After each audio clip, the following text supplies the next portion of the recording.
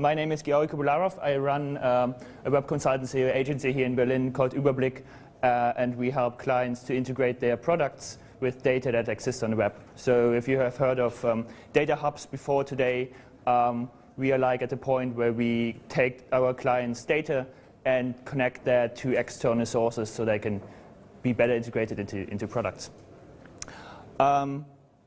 So the goal here is to discuss and debate and innovate about what we as a community could do about data-driven products or news stories. And classical, the way to look at data-driven stories are like either you look at the raw data. That is what most programmers are interested in. Okay, give me the raw data so I can look at every single fact and every single piece of information. But to the normal user, to the normal reader, that's not that helpful. That's how machines, like our web browsers, look at stories. It's also not quite that helpful for us, but at least it renders into something we can look at, like this. The same data as on the screen before. It's always the same data. It's always the same data, but it's represented in different ways. This is also kind of a more helpful, more interesting way to look at the very same data. But what is that? What does that mean? Do you know? I don't know. Because the thing is, without the story and like the context of their data, these pieces themselves are not meaningful enough. So the idea is to talk about how we can combine or guide people through the workflow of there's a story I want to tell and there are raw pieces of information, and how do I like connect them? Is everybody aware of this story? It's all around. Everybody knew it. You're not even using it anymore, right? The Nightingale song. No, I thought I should give you all something a bit different. Okay. Yeah. We used it because of you. The story here is that Florence Nightingale recorded the causes of death of soldiers in the Crimean War. The red brackets are the people dying from, I have to get it together. The point here is that the gray areas are soldiers dying in the field from zoonotic diseases. They died in hospitals and in the field not having fought. And she brought it back, and she intentionally created this visualization herself because Florence Nightingale was a gifted mathematician. And she wanted to create impact with that, and that eventually got her financing of the, looking into the British hospitals, and that's what we know today. So it's a big story that had an impact. Yeah. That's the point here. Yeah. So how's the story created? Like from the data that we saw in the first slide and this story here. Traditionally, this is how how developers, the people who deal with the data, and the journalists, the people who tell the story, work together. They don't do that much work together. In order to run these stories, we need to bring them together, like what we're trying to do today here, and make them like develop a happy relationship and a productive relationship, and enable them to speak the same language so they understand like each other's needs and problems, and get an like overview of the whole process that's involved in the whole workflow. And just to add one thing, you can. Yeah. This is changing in color because that's not from me. I quoted where it's from Alan McLean, who was in Amsterdam last year, and that's what they found at the New York Times, which was made them more productive. So they know by now. They move the people together. Okay. There's actually moving them together. Yeah. Yeah. So I think we can, like, as we said in the beginning, open to the floor and to questions where do you see the issues of making this happen, like in the real world and in your experience? Well, I would like simply to draw a parallel. I come from the data analysis domain. My heart is data mining. And I've been working a lot with biological problems. And there you had exactly the same kind of story developing, but it started quite early, it started in the 90s. You had large chunks of data, you had large chunks, experimental data, large chunks of domain knowledge in the form of literature, text, and you had needs for data analysis that bring the two things together. Text, literature, databases, experimental data. You do your analysis and then you tell a story. So there have been rather mature efforts in that domain now that construct full workflows that pick up bits and pieces from here and there. They put inside some kind of analytical tool, and at the end they deliver a result which is useful to the biologist, but it's also the whole workflow that can be used, adapted in similar situations. So there is something that you could take a look at in that community. There's a whole lot of expertise developed there. You have much bigger challenges here because you work in a world that is much less structured.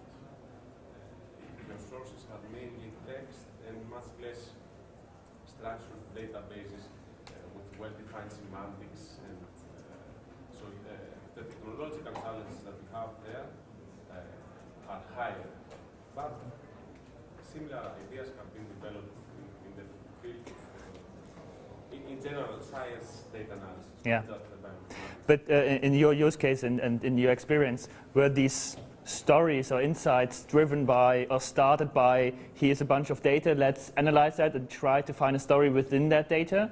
Or did you start with, okay, we want to tell the story, let's try to reverse engineer towards the data that we need and the analysis that the data mining that we need to do in order to extract these insights? So the typical scenario is that you might want to study a disease, cancer, and you have in mind a certain type of data that you need to collect. So the biologist will go to the lab, do some data collection, create some Excel sheets, numbers inside, which could measure things like, I don't know, gene expression and how they relate to a specific disease.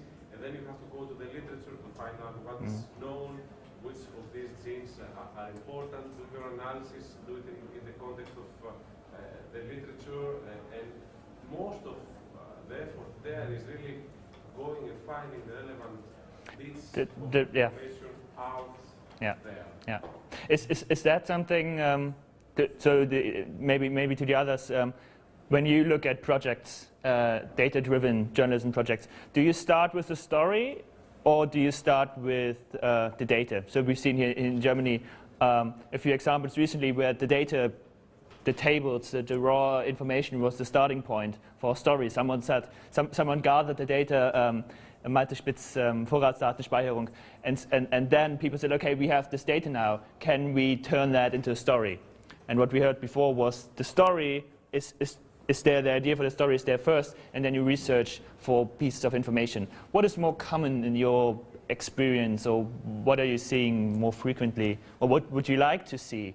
Well, the funny thing is that in the case of the data retention program with Malte Spitz, first there was the story of that somebody was tracked. Yeah? Right. And then the data, we use the data as some kind of a transformation to bring the story back to the reader somehow. Right.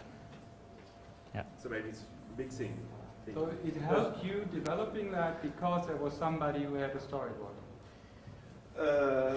Well, usually I try to find the story in the data, but I don't construct the story out of the data because the story is already hidden in there. I don't want to tell a story that, I don't want to invent a story, to create a new one. There's a story inside. Okay.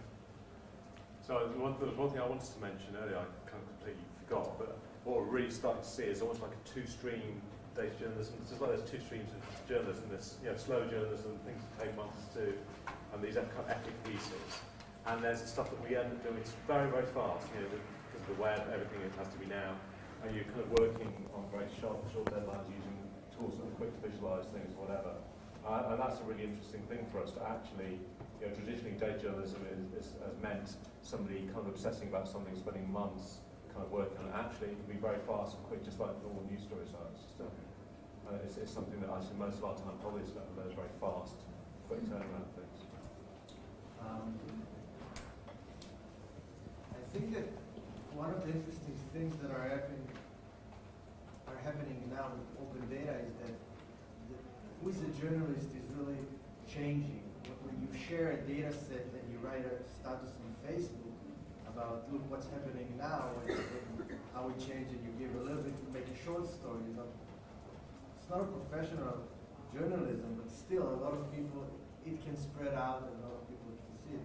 So I think that it's interesting to see how newspapers will change and give place, not just to comments on articles, but give the kind of create layers where everybody can write a short story on a data set, and then a professional journalist can come and give the bigger picture and kind of do a more in-depth coverage or whatever. So. And that is a similar discussion to how blogs and blogging has affected traditional journalism, probably. Yeah. I don't agree with the point that the multi-spitz story is a good example for the claim the story is already hidden in the data. That would probably be the case if all data was open in an ideal world, and you can just dig here and dig there and then see where's the story. But multi-spitz had to go to great lengths to get his data. He had to take Deutsche Telekom for court. So there needed to have to be an initial story suspicion that it's worth to do that for. And you wouldn't just do that with any data, would you? You need to know beforehand, this is worth it. But what is the story behind multi-spitz? It is that government is tracking your cell phone. Yes, but you probably have a suspicion that the movement wouldn't be boring. It would be really exciting what shows up. Yeah.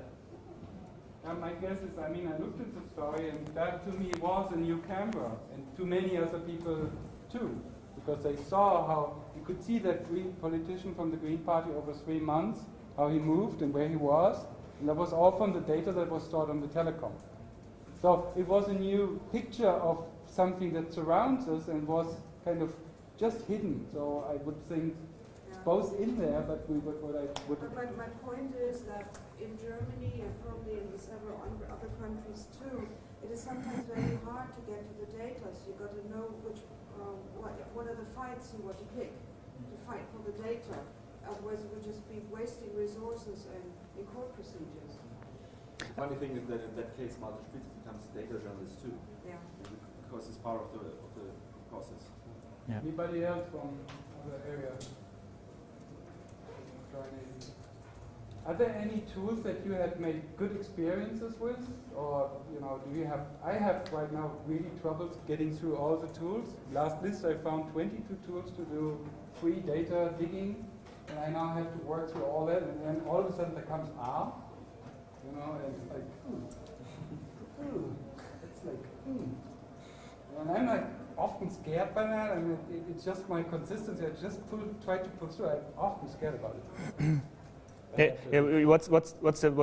What's your biggest problem if you want to write a story and you think, oh, that could be a data-driven story, but X and Y are like hindering me to do that? What are X and Y for you? What are examples?